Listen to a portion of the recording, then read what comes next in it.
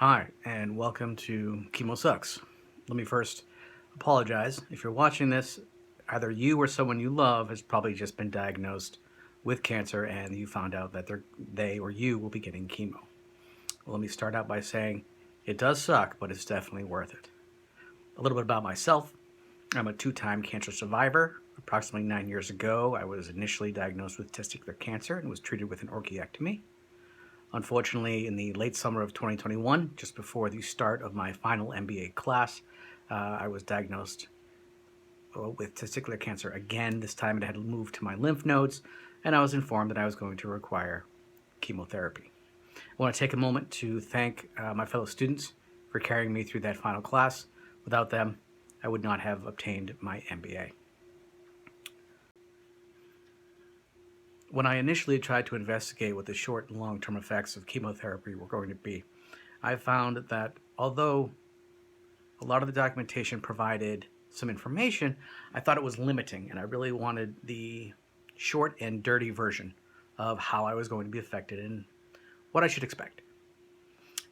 So after 18 months, where I'm now starting to feel better, I thought I would put together a series of videos to help others who, much like myself, just wanted a quick and dirty version of what to expect from chemo.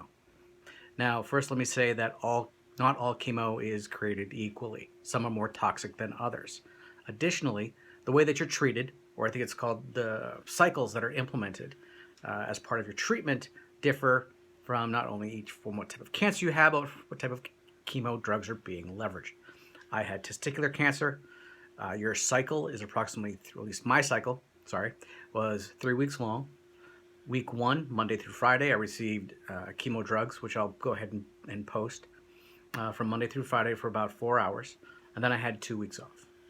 My initial expectation was that I would be feeling ill for that first week, obviously, and then partially into the second week.